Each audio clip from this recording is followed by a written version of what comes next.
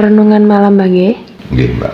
Bagaimana dengan negara kita ini yang kita tahu informasi-informasi dari media sosial maupun gemuruh di masyarakat, banyak sekali genjatan-genjatan, entah itu selisih paham, apalagi juga perekonomian masyarakat kecil ini sambat, Mbah. Gimana pandangan jenengan?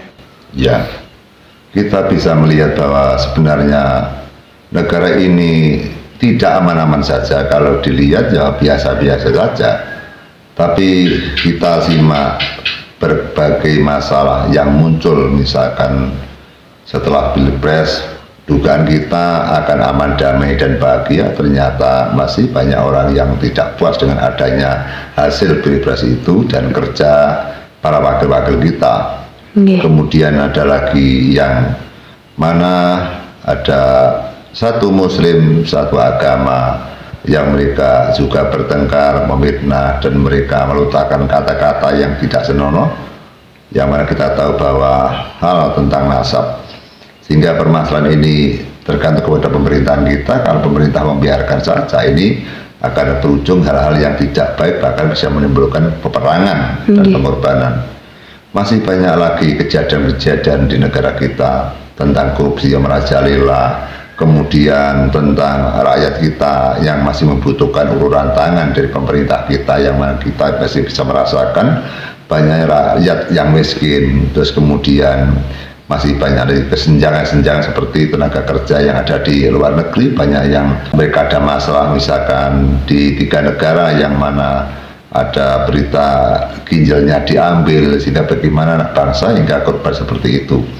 Kita memang sulit untuk meneropong kepada para pejabat kita bagaimana cara untuk mensejahterakan kepada rakyatnya, sehingga satu-satunya jalan kita harus bisa mengatasi pengangguran, menciptakan pekerjaan, dan sehingga rakyat kita tidak sampai berbondong-bondong ke luar negeri. Sehingga seperti halnya kita tidak bisa membayangkan, kita sulit sekali memendung bahwa tenaga kerja yang ada di Indonesia semua buruh-buruh di luar negeri, dan kita tentu tahu bahwa semakin rupiah melemah, dolar meningkat, otomatis rakyat kita semua senang kerja di luar negeri.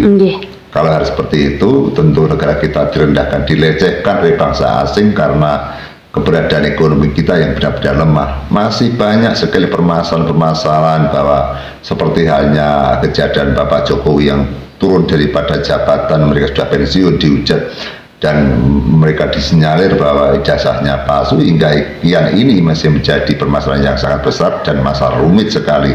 Sehingga negara ini akan susah sekali apabila setiap mengadakan pilihan presiden tidak puas, dan kapan kita akan menerima yaitu presiden yang bisa memuaskan rakyat kita. Itu yang menjadi renungan.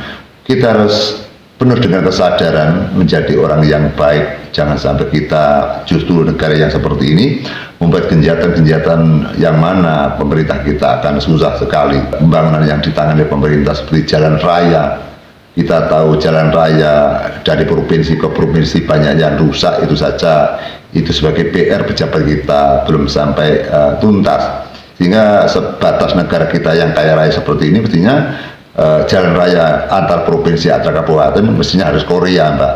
Harus benar-benar bagus, benar-benar kuat, dan harus rata, halus seperti kaca.